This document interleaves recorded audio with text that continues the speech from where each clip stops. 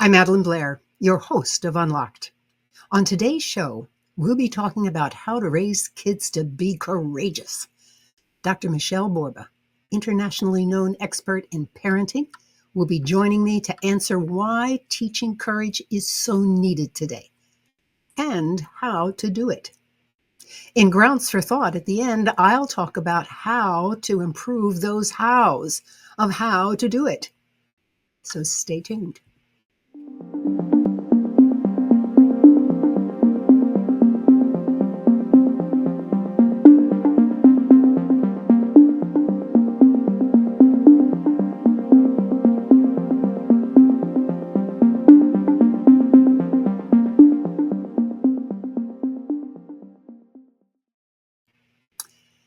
Thank you for joining me today. I'm Madelyn Blair, and this is Unlocked, a show all about energizing, nurturing, and informing the resilient leader in you.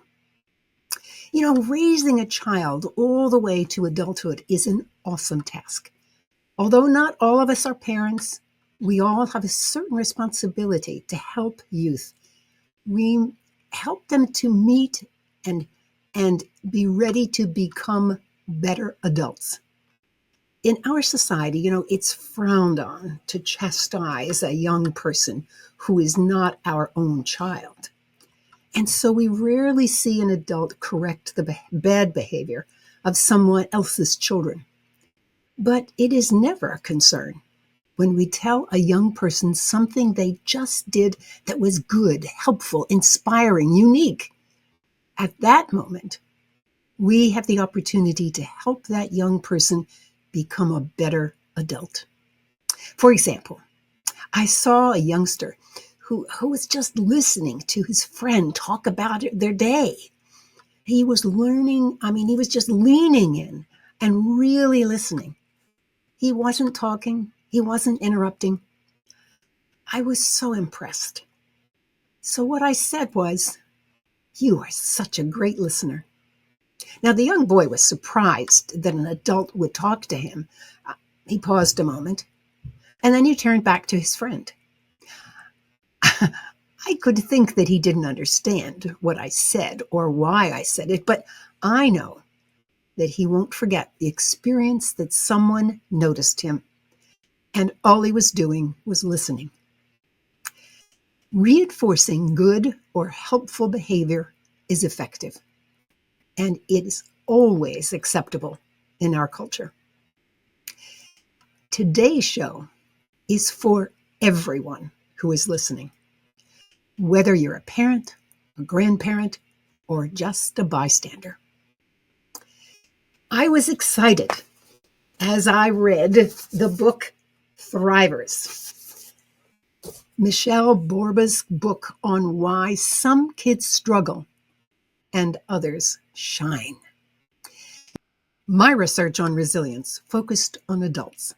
I learned that individuals who are highly resilient have a strong sense of who they are. They are insatiably curious, and they have a strong social support. She lists 7 characteristics needed for a kid to move from striving to thriving, as she calls it. Now, as I read through them, I was pleased that none of them was in conflict with my 3. In fact, I could see how they expanded on what I had meant by each of my 3 factors. They gave specificity, and specificity leads to greater understanding. My guest, Michele Borba, is an educational psychologist, parenting expert, and former classroom teacher who has spoken to over 1 million parents and educators on 28 countries. She is recognized for her solution-based strategies on raising resilient, empathetic children and has appeared over 150 times on The Today Show. She's been featured in media outlets, including the New York Times, Dr. Phil, Washington Post, Time, and Dateline. She is also an award-winning author who has published 26 books, translated into 30 languages, including Don't Give Me That Attitude. I love that. building moral intelligence and unselfie. In addition, of course, to thrivers, the surprising reasons why some kids struggle and others shine. But I'm going to bring Michele Borba on the screen. Welcome to Unlocked. Oh, thank you so much. I'm looking forward to this moment. In her own words, applying the science of resilience can help all kids thrive. It just requires switching our mindset. Instead of using interventions and a fix the kid mentality, we teach children protective factors so they can maintain strength in uncertain, challenging times and become their personal best. I am so excited to hear what you have to say, Michele. Oh, thank you. I've just been looking forward to this, and this is so crucial. I can't imagine a better timing than this when we know that our kids are living in a very uncertain world and they're going to need those protective buffers. We are. Okay, well, I'm going to begin at the beginning. You wrote a book called Thrivers. What drew you to write that book? Oh, so many factors along the way, but I think the most important one was, Madelyn, way back when I started out as a history major, didn't think psychology was so important till I came home one day and I saw my dad. He was looking, now, first of all, this guy is a pretty calm guy, but he was so upset and he was holding this magazine in his hand and he holds it up and it's Newsweek. And the cover of it says the first 3 years of a child's life make or break them. And he points to it and said, don't buy into it, Michele. If this were true, I'd be dead today. And I looked at him like, what are you talking about? I never met my grandparents. I didn't know them. They had passed away. And he begins to describe his own childhood. And all of a sudden, I became a psychology major. He said, I grew up in a very, very impoverished family. My dad died when I was 2. That's why you never met him, Michele. My mom was so destitute, she couldn't afford us. And so she put me in an orphanage. And it was there that the nuns, those caring adults, became the caring champions that you just mentioned, Madelyn, caring champions. They were there for me. When they let me out of the orphanage, when my mom could still get some money, it was the librarian who snuck me different books, another caring champion, the 3rd grade teacher who said, come on over, Danny, I'll teach you how to read. There were so many people in my life who kept being and helping me for that. They were also, he called them mirrors. I'd look at them and I'd see myself and it just transformed who I was. And I went back to UC Davis, changed my major, became a psychology major. And my whole life I've been studying resilience to try to figure out, so how did my dad bounce back? And it turned out there were 7 factors in my dad's life, but those caring champions and protective buffers that were taught along the way, different set for each kid, like how to cope or how to bounce back or how to problem solve, simple little things along the way helped him. And those are the same simple things we need to add to our parenting agendas to help our children. Oh, I love the fact that you include all of us, whether we have the child or not, because you're right. As you're talking, I'm thinking of all the people in my life. They were often aunts because I related to them, or teachers at school. And my daughter had a trainer because she did some sports things, and her trainer was just perfect for her at those times when she really, so yes, wonderful. All right. Now, you mentioned earlier that this is a really important time. I wonder if we can talk a little bit about why building this into our children is not just important, it is essential. It's essential. And I think the first thing we need to keep in mind is that our children's childhoods have changed dramatically than from when we were growing up. Not for one thing, but this combination of factors. The first thing is it's a far more accelerated world. It's uncertain also. We don't know what's coming down the pike. And it's very, let's just say hypersensitive in terms of just looking at from screens instead of people. When we put all those together, we realize it's a different era. And that's probably why the Surgeon General tells us something is amiss with our kids that they'd never seen. 1 in 5 American kids is suffering from some kind of a mental health disorder. And that's not genetic. That's part of the culture we're raising them in. Now, you can't change the culture, but we can change, Madelyn, how we raise our kids. And that's where we need to step in and add resilience to the piece, because GPA and test scores is not going to help these kids thrive. I love your emphasis on resilience, obviously, since I talk about resilience all the time Yeah. myself. uh, I also appreciate very much what you're saying about that these kids today are living in a different world than you and I grew up in, no question. Uh, and on top of all of that, and I hope maybe as we get into some of the Mhm. strategies, you might touch on this. You know, I keep thinking about what's happening in North Carolina, where they had this hurricane come in and they had flooding, and I mean, it was massive. What's happening in California today with the fires?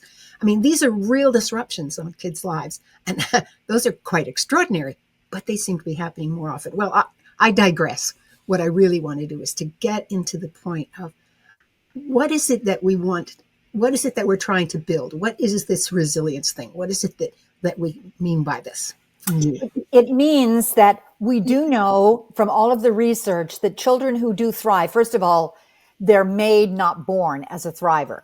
So the second thing we need to keep in mind is that what do those kids have in common? A phenomenal research has been looking at children who have overcome despite homelessness or sexual abuse or extreme poverty. What's the commonality? Each kid is a little different. But the one thing that they have is, first of all, that protective person or a protective place. Like it could be the Boys and Girls Club, it could be grandma's house, or it could be the school, but there's a place that gives them some sense of safety anywhere. The third thing is protective buffers that they're learned. Each kid's a little different, but what's going to help that child? It could be how it's going to help you cope. It could be when I have a problem, I'm not going to raise a white flag. I'm going to instead figure out how to problem solve. So I'm curious and open to ideas. Or I have a mindset that mommy or daddy have taught me that I'm not going to be negative about that issue of that fire that's coming along the way. I'm in California and it's horrific right now. But instead, I'm going to put in a positive mindset attitude that University of Pennsylvania said again is teachable.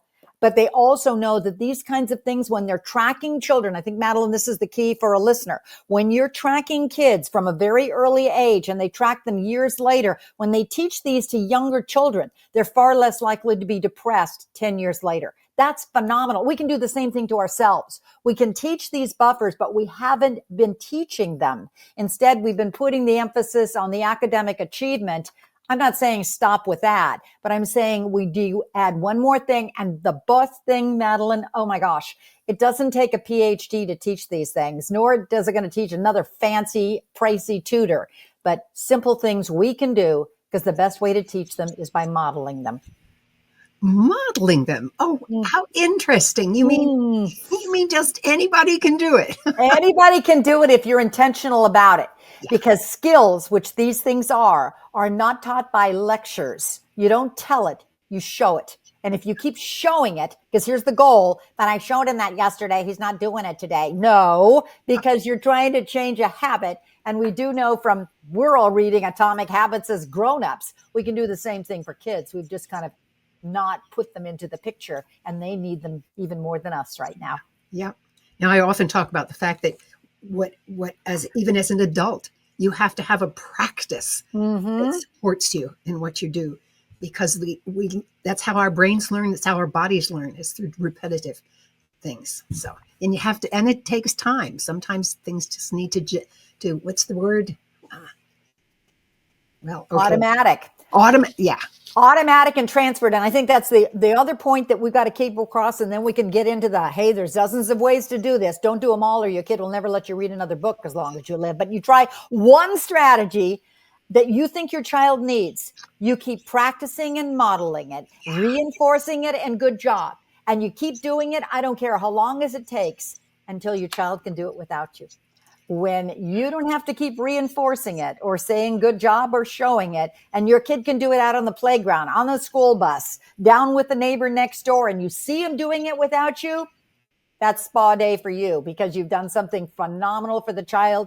He'll be using that skill the rest of his life. the rest of his life. Absolutely. Well, you've hinted at this, but I'd like you to expand a bit. What are the benefits that we get when we really have developed these kids who have these automatic responses? everything we hope and dream for in a child, and we've kind of overlooked them. First of all, they're mentally healthier, their well-being is better. They're happier individuals because the same strengths that we're talking about, and when we get into them, are the ones that we know research says are key to well-being. Here's another thing that we overlook. These are the same strengths that are going to make your child more employable. Because what I did when I pulled them is I looked at what are the businesses saying they're looking for in the kid who's, he may have a phenomenal GPA, but businessmen said, that isn't what we're looking for, says Forbes. In fact, the Harvard Business Review says the top employability factor right now is empathy. We're not putting that on our plate, are we? And they're also able to handle the challenge. Now, it doesn't mean they're going to bounce back exactly where they were before, but they're able to keep on going with their life. So it minimizes the depression and the mental health and the anxiety that is just plummeting American teens right now. Indeed. I think if there's one thing that I care, how do I say this? It gives me, my heart hurts when I think of the teens today and how unhappy their faces look even. Yeah. All right. Now, the one thing that we I think is implied in all this is that, and it's the word that you use, and that's courage. How do we build this braveness in them, and how do we see it actually manifest throughout their development? Well, first of all, I think we need to redefine courage, that it doesn't mean you're Superman and you need a cape and you're going to fly around the room and do the deadly things. Right. We're talking about a child who could be brave at 2 as well as 17, as well as you yourself, that when they're confronted with something that is maybe different or a little bit of a challenge, they don't give up and raise the white flag. Instead, they do something absolutely profound. Highest correlation, I think, to resilience is they say inside their head, I got this. They have agency. And they're not going to wait for us to rescue them. If we always find ourselves being the one saying, that's okay, sweetie pie, you got this, you can do it. Sure, it's okay to give them the praise every once in a while. But when we always step in, we overprotect, or we bubble wrap, or we make it too soft, you're never going to raise a brave child. You're going to raise instead a child who's looking for you to do it for them. So it's watching your footwork. I think that's step one. Watch your footwork with your child right now. Are you the one that's always sitting right there, standing by them and pulling them to be able to go forward? Step slowly backwards so that you are starting to reinforce your child, and you keep stepping backwards and stepping backwards and stepping backwards until you say, you got this, sweetie pie, and your child can do it on their own. It's going to be different for each kid. You're not going to give them the car keys when they're 5. Obviously, we're not talking about that. But we're looking at, what are you doing all the time for them that they're capable of doing for themselves? They'll never be able to get that incredible sense of self-efficacy or agency if they're waiting for somebody else to do it. As you're talking, I was thinking, first of all, I love the phrase, watch your footwork. It just changes your whole mind frame around how you think about it. But it's true. But the other thing that came to my mind was, I was trying to help my daughter develop these things. So I sent her to do this sports stuff that I had no clue how to do. Mm-hmm. I couldn't help her.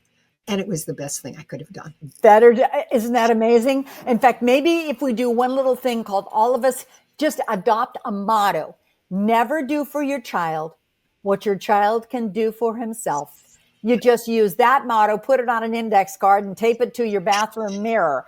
You'll be able to use that the rest of your child's life, even through adulthood, and you'll have a child who's going to be more likely to be the courageous kid who can handle the life. Who can handle it, yeah. Well, we've been talking about these strengths, but I think it would be good to really focus.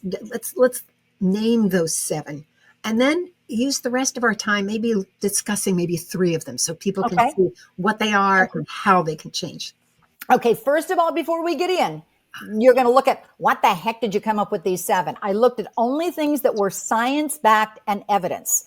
Looking at longitudinal studies, looking at hundreds and hundreds of kids in different cohorts who could bounce back, and then try to analyze. The second thing is it doesn't make any difference what the number was, but they have to be teachable from little kids to big kids.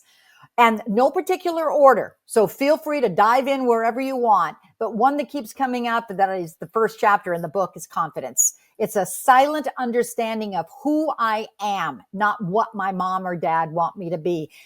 Identity is key to confidence, because if a child recognizes their strengths, first of all, they're going to be happier. They're going to be able to use those the rest of their life, but also they'll have a flow state, be able to be happier. So confidence is one. The second one is empathy. We talked a little bit about that, but that's the super glue that holds the society together and holds the family together.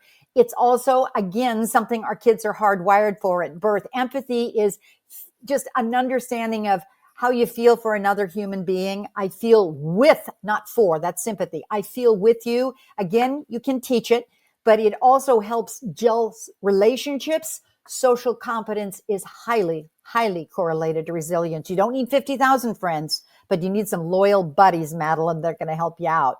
Third is self-control. Boy, every teacher would go, yeah, self-control. But that's the regulatory system. Stress is going to be part of all of our lives. Come on, it's part of it. But when stress keeps building and we don't have a way to cope and calm it down or recognize it's building, it keeps into anxiety, and then it can go in depression. It can just wreak havoc in terms of mental health. Self-control helps you focus and regulate. Fourth is integrity. Oh, please, let's raise kids with integrity, because that's a kid who knows what their values are. They know what they stand for because you have embedded them in your child from an early age, and you keep on. Integrity is what helps, particularly older kids, when push comes to shove and the peer pressure goes in, they know what to say no to. That's why resilience and integrity go hand in hand. Fifth, one of my favorites, curiosity. It's an openness to possibilities. So when the challenge comes, this kid goes, oh, I can't do it. They're brainstormers. They figure out what's another way I can do it, or what's my plan B going to do. They're not rescued children. They're brave and courageous because they can always say, it's okay, I'll find another way. I say that to my grandkids, and they always go 6 and 4. It's okay, Gammy, I'll find another way. Yes, you can. So keep on going. Then comes perseverance. Perseverance is that grit and that fortitude. And we want to push our kids because we know perseverance is critical. You don't give up. You don't quit. But notice something. I hope you know that a persevering kid also has self-control. They also know what their strengths are. They have confidence. And you put all those together, it's kind of a multiplier effect. So they have them all together. It keeps on going until the final one is, I got hope. There's optimism. Not that we want to raise Pollyannas, Madelyn, but we've got to have kids who say it's going to be okay, and I'm not going to erode every little thought with I can't do it, with that negative thinking pattern that is so disastrous to mental health and well-being. So there's the 7. Again, it's a rare adult that has all 7, but they're all teachable. So I just said that so everybody goes, oh my gosh, I'll never make it. You just figure out who you are. And the first thing you may want to consider is, hey, the best way to teach this is by modeling. So ask yourself, of the 7, which do I already have that I'm modeling to my child? Okay, so what's the next one I need to do that maybe I'm overlooking? Yeah, I love that approach, because you're right. People can get overwhelmed when they think they have to do it all, but you don't. You do the next best, right? Yeah.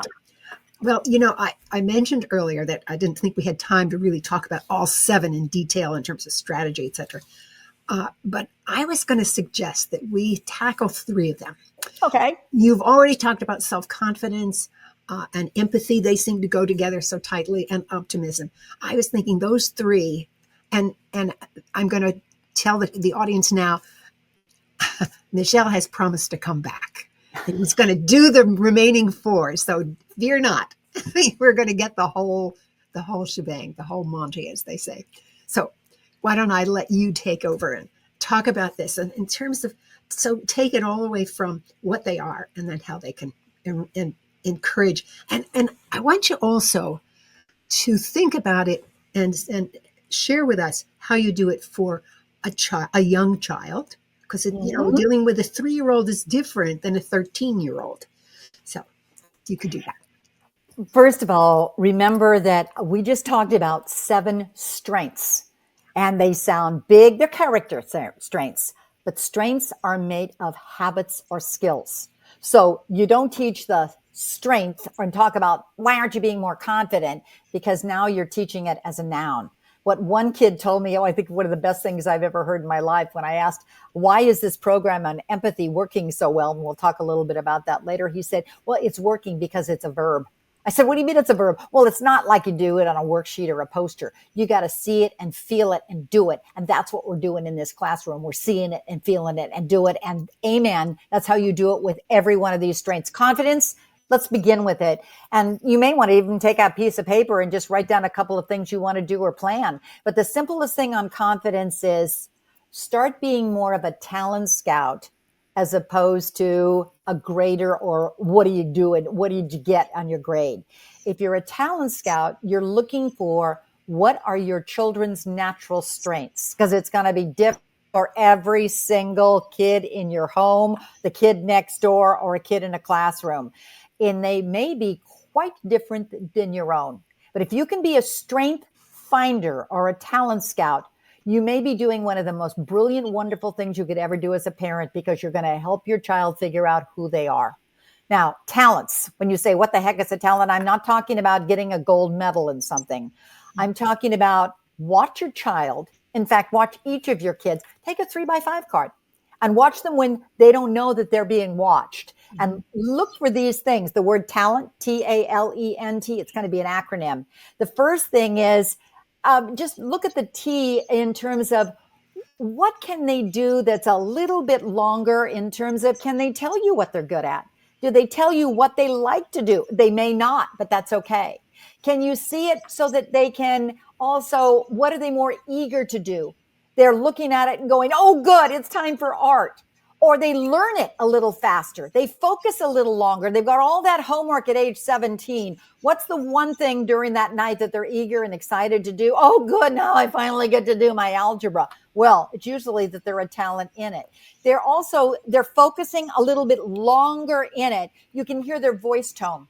Madelyn, it's fascinating how many parents told me during the pandemic, maybe the soccer camp closed and you could actually see despair in the kid. Now what am I going to do? Not because they were going to get praise and recognition from the camp leader, but we also discover, fascinating in life, that strengths are what help you cope. Do you know the number one time you're most likely to drop out of school your entire life? End of freshman year, first semester of college. No. University presidents tell me it's because the kid doesn't have a coping strategy. And what I'm just talking about right now are coping strategies. So the kid, when he's feeling really stressed, will get out the journal because she loves to write. She'll journal out her thoughts. She'll get out a 19-year-old. Absolutely. I said, what do you do to cope? She says, I listen to Mozart. I said, I wasn't prepared for that. How'd you figure out that you like Mozart? She says, it really calms me down.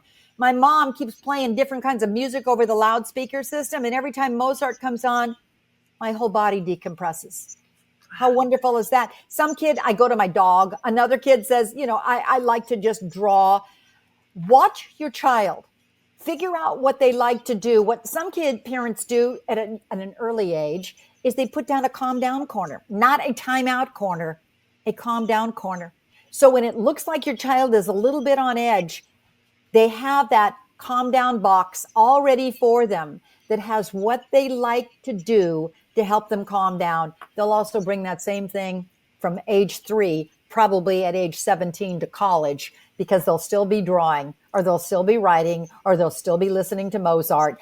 I love the book Range, because what the researcher said is too often we program the kid into, you're at age 5, you're going to do soccer. Age 7, you're going to do this. He says you've got to give kids a range of things. Give them opportunities to experience different things and watch what they like to gravitate towards. There's a point. There's a point there, which is giving the child the choice enhances their sense of, you called it agency. Yes. It gives them an example that they can choose. Yeah. Yeah. And now be careful, parent, because once you give them a choice, it means you have to agree with the choice. So don't give them the choice unless you agree with it. But you start out with age 2. Would you like to do this or this? Yeah. Which do you like to do?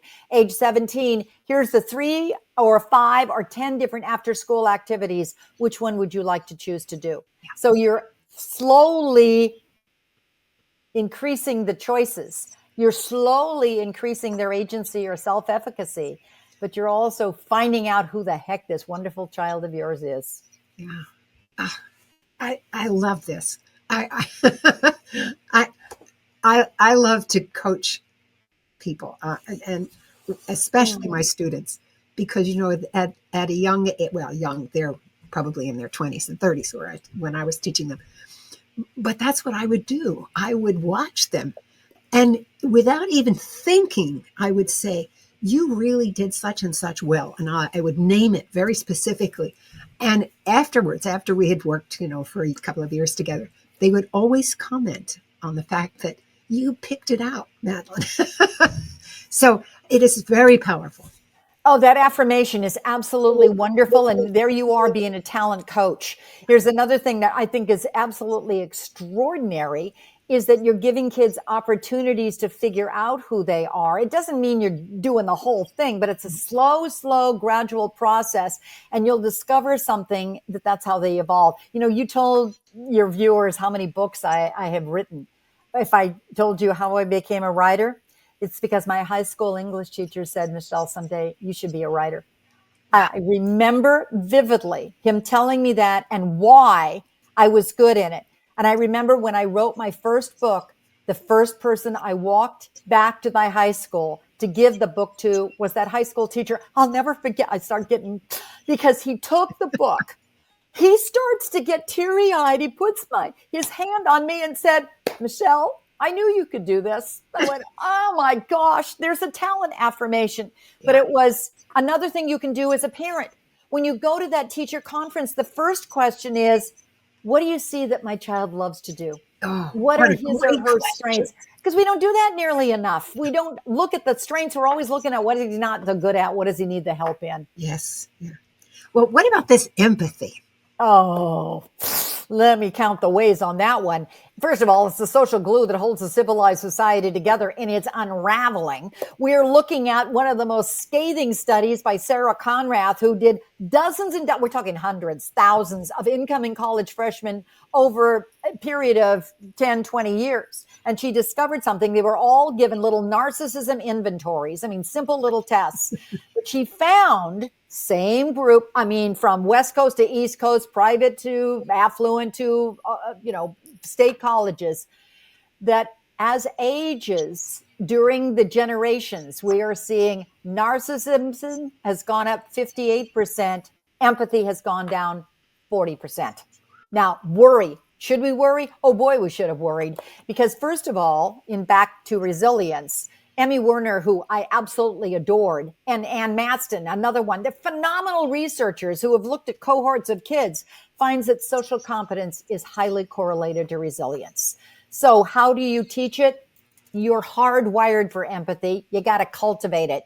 You start with, at age 2, using the best toy you can ever give your child in your entire life. Your face and voice. Hold the rest of the stuff. Look at the child. When he looks sad, you look sad. When he's happy, look happy. What you're doing is you're mirroring emotions, and then use the word with the emotion. Happy, sad, angry, mad. Those are the first 4 emotions, and scared, that every little guy starts to use. What we're doing, though, do you know, Madelyn, get scared. 1/3 of children are now listening to, we're talking infants, Goodnight Moon on an iPad put into a crib. You are destroying children in terms of their abilities first to attach with you. There's the seeds of empathy. To have that cuddle, to have that incredible empathetic moment of reading a book with your child. But you don't have to do that when your child is 16, 17. Instead, you keep reading the novels with your child. Not that you're reading them out loud, but it's called bibliotherapy. We're finding that books that have characters that are different from your child, like it could be race, it could be gender, it could be culture, actually expose empathy to a child so he understands differences. My kids, when they were little, I'm talking high school, I never would read the book out loud, but I would always look at the book list, read the same book, and have some of the greatest conversations with are you on page 33? Can you believe what's happening? And you start to hear where your child is in terms of understanding empathy. So it starts with, says, I love Martin Hoffman from NYU.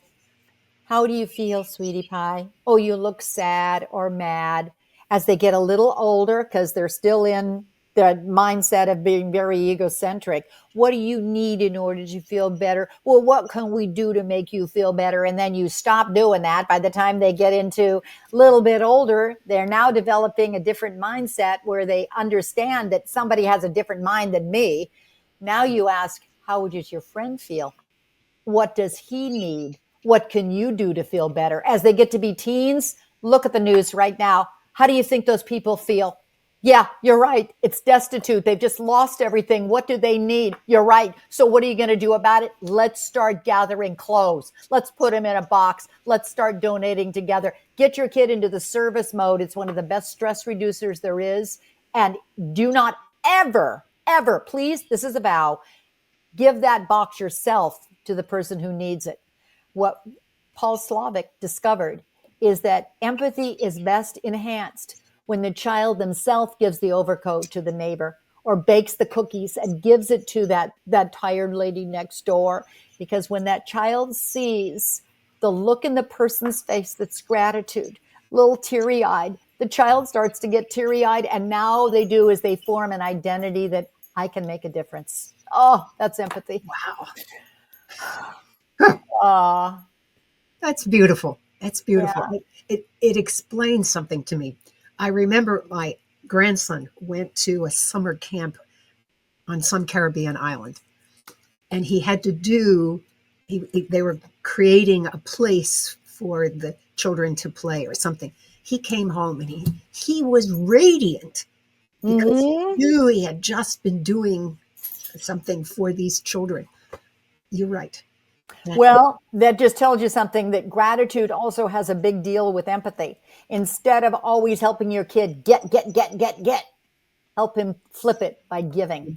And you will discover some of the best stories I've ever come up with. We're talking to children, we're talking 7 on up, who said that the moment came when they gave the overcoat to the man and he had tears in his eyes and he just said, thank you so much. And he was living on a street. I had to go back and get another overcoat. And the mother's nodding. And when the kid left, he says, we didn't have an overcoat left in our house. He was on the neighbors and knocking on their door saying, we need overcoats. Those are change makers. That's courage. That's bravery. But you add courage plus empathy, superpowers. Superpowers. Wow. All right. There's still a third one there that we haven't talked about yet. This optimism. Optimism. Well, first of all, again, you can cultivate it. So many people think, oh, kids are just hardwired to have it, or they're even a positive person or they're a negative person. In this day and age, we are realizing that we have got to help our children learn to see the good, because optimism, first of all, everybody's got a bad day. And I'm not saying raise Pollyannas, Madelyn. That's not what it's all about. No, you have to have a reality base, and everybody's going to have a bad day. But watch your child. Listen to the negativity. Is it permanent, pervasive, and personal? If so, you have a child who's very heightened in level of anxiety, going into mental health problems and to depression. Now, the fascinating thing is University of Pennsylvania tracked 7-year-olds who were negative thinkers. They'd already caught that as a habit, and they started reversing it by helping them catch the negative, call it a nickname, that's my negative Nelly, inside their head, and replant it with something else, like what to say instead. We can talk about that in a minute. But what began to happen is they followed the children up 10 years later, far less likely to be depressed or anxious, which means all of these impact performance, they impact resilience, but they also impact well-being. Now, how do you teach kids to be more positive thinkers? One of the best ways is watch your own words carefully, because your children are listening. It's really scary what they copy. One of the best things I've seen, teachers do it. What they do is they come up with a class mantra. What the kids do is they put a great big huge piece of poster board on the bulletin board or whatever it is. And then the teacher says at the beginning, we're going to come up with our class mantra. What are we going to say and who we are in this class? And we're just going to brainstorm a whole different possibilities. And then we're going to come up with one and we're going to vote on one, like one class says, we're strong, or we got this, or we can do it. The first thing is the teacher had it. Now, what I love is they came back a couple of weeks later and the teacher, right before the kids left out, remember, we got this. We're strong together. And the kids would turn around and go, we got this. It's okay. We're going to be strong together. Now they have said it so much that they've internalized it. Yeah. Oh, Madelyn, that is absolutely glorious. That's the first thing. You can do the same thing at home. When you make a mistake, and you do, and believe me, your kids know when you do, don't try to cover it up. Instead, quietly just say, oh, that's okay. Next time it'll be better. Or come up with your own mantra. If you say it enough, your voice becomes your children's inner voice. They will copy it and they will start saying something to refute the negativity. Watch your news as another thing. We know this. The announcers always say, watch out. The next images are going to be highly graphic and very disturbing. Turn off the news right now. Instead, focus in on the opposite. In any disaster, please focus in on the compassion. Focus in on the caregivers. Focus in on all the glorious people who are making a difference, because kids don't see that. What I love what mom told me that she did. She started going to the newspaper. She said, I turned the TV off altogether. I started subscribing to something profound called a newspaper. And then what I do is I go to the back page of the newspaper. It's never in the front. And I start cutting out good stuff that's happening. I paste them on index cards. And that's what we talk about right before our kids go to sleep, or every night we put them in a basket on our dinner hour table. And that's our good news report of something that's happening. It just gives kids hope. One dad of a teen, he's off in college. And the dad said, I don't know how to do this, but I figured it out, Michelle. I said, what are you doing? He says, we have a family text chain of good news. We just keep texting it to one another and we all hear the good news and it's helping us all. Oh, I love that last one. Yeah. Family text chain of good news. Good news. Oh. It really turns it, doesn't it? It turns it, but you notice something that I think is really critical. These aren't one-time activities. Yeah. These are a box of good news that the mother said, I've been doing it for 2 years. And so what happens? The kids begin to do it. A teacher's mantra, he said, I do that every single year. This is the 10th year I do it. And it really helps my kids because years later they come back and say, hey, Mr. Bean, we still got this. Another one. There's so many cool pieces of research that are coming out on resilience. This was NYU. If you define your family as a resilient family, your children begin to internalize it. Now, that doesn't mean your current family. It means you talk about, do you know you're part of an incredible resilient family? Let me tell you about your grandparents or your great-grandparents and what they endured. They got through it. I know these are tough times, but they got through, depressions and world wars and whatever. We got this and we'll get through it. Kids began to see themselves as part of a resilient family, and they became more courageous and brave. As you said that, all I could think of were the stories I heard of my grandparents. Mm-hmm. And I can tell you now that that's where my resilience came from. Because they left their homeland at 16, never saw their parents again. And because they knew they had to do this, and they did it. And this is good. It's back to my dad. You have to hear the story. Dad and be good. Yeah, and you have to hear the story over and over again. Yeah. The other thing that occurred to me just recently on the show, I had Gustavo Rossetti, and he talked about bad news, and his real message was there is no bad news. There's just news. You can sometimes turn that news and look to see what its real impact is, and how you flip it. Exactly. Yes. I knew this conversation was going to go fast and furious. Yeah, but fun. It's so much you can do. And I hope the takeaways are that you just realize that resilience and thriving are abilities that are teachable. that there's never been a time in life when we need those skills more important. And three of them that we talked about today, I think the key that you hopefully will you realize also is that they're made up of habits. And habits are ones that you just keep repeating over and over again. Show your child, don't tell them. And what'll happen is you'll raise a thriver. Thank you so much, Dr. Michele Borba. You're welcome. Every now and then, there is something that changes how I think about the world. Grounds for Thought is a place where I talk about these moments so that you can explore the meaning for yourself. One of my many coaches was Bo Eason, who helps you present yourself well on stage through story. Now, there was a book that he used again and again as he encouraged us to improve our speaking and story skills. Just getting it right now. I wondered why he kept going back to this book and even sent a copy to every person in the cohort. Then I began to read it page for page. It is a gem of wisdom. It's called The Little Book of Talent by Daniel Coyle.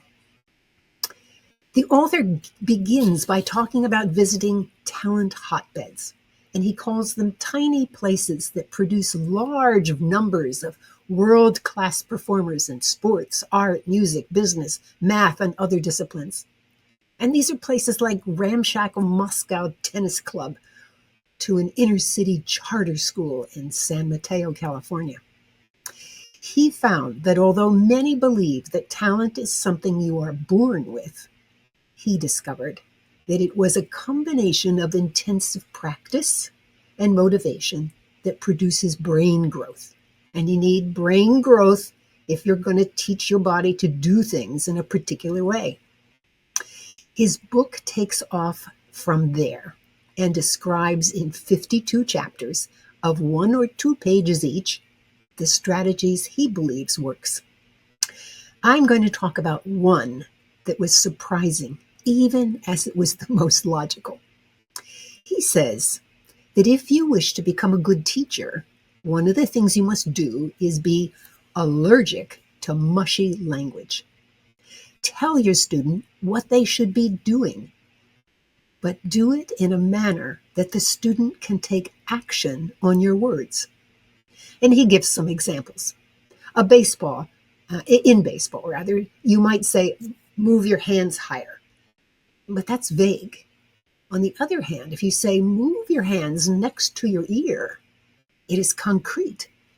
Unless a person knows what to do, they really can't change how they do it. For example, when I read a student's paper, I don't tell them, this section is unclear. This is not enough for the student to figure out what to do in order to make the sentence clear. I tell them something like this. There are 3 ways I can interpret what you've just written. Number 1, number 2, number 3. Is one of them what you had in mind? If so, make it clear in your writing which of these you really are trying to say. I recall one of my students who said to me, I never realized how I was using jargon to say things my readers didn't understand. When you showed me what my words were saying to you, I could immediately see how to correct my own language and use plain English to describe what I was talking about. You'll notice that I never rewrote the sentence. I never said that his writing was poor. My specific feedback of how a reader interpreted what he had written helped him learn how his language was interpreted, and he knew exactly how to correct it. I never specifically told him how to write the sentence. Language is about interpretation. The writer needs to know how the language is interpreted before they can correct it beyond a simple copy editing. And by the way, this is important to consider when you use AI to write for you. AI knows how to write correct English, but the value is in the interpretation by the reader. Being specific increases the work of the teacher, but the objective is to help the student learn. And when you take this kind of effort, they learn at a much deeper level. In Dr. Borba's book, she gives all kinds of ideas of what to do to help your child develop into a thriver. And in one case, she says, use earshot praise. Let me stop there. Do you know how you can do this right now without me saying another word? Some of you will be thinking one thing and some another, and some might be just dumbfounded. But then she gives you a clear example of how it's done so that you understand what she meant. She says, let your child overhear your praise by affirming her strength to someone while eavesdropping without knowing that you want her to. You tell your spouse, wait until you see Keisha's drawings. You'll be so impressed with her artistic ability. Your child overhears and it magnifies your praise. I hope you noticed that in today, Michelle's strategies were pretty specific. I love her point about you got to watch your footwork. I after we described it a little bit more, I knew exactly how I would do what she was suggesting. What this means to me, whether I'm working with a kid or a grown-up, if I want them to do something in a particular way, I have to describe that particular way in clear language. Soft pedaling that someone is not performing up to the mark helps neither the staff member or the team or the business as a whole. Be allergic to mushy language. From the Little Book of Talent, 52 Tips for Improving Your Skills by Daniel Coyle. I want to thank you for joining me today. I hope you've enjoyed the conversation and learned something new. And remember that Michelle will return on February 6th and explore the remaining 4 characteristics of brave, resilient kids. Put it on your calendars today so you won't miss it. You know, I often ask you for ideas, questions you would like to have answered, or topics you'd like to hear about on the show. My weekly update gives you the who and the what of upcoming shows, the link to the week's Mental Espresso, and gives you the vehicle to send me your comments and what you would like me to cover in future. If you aren't already on my mailing list, please stop by my website and register for it on the contact page. I want to hear what's on your mind. And while I'm thinking about things that you can get, if you're watching this show on YouTube, look down and you'll see that there's a way in which you can get a copy of a 7 essential characteristic strengths to help kids thrive from Michele Borba, and it's available to you. And if you're on YouTube, click the like button and subscribe. I'm Madelyn Blair, wishing you infinite possibilities as you unlock your resilient leader.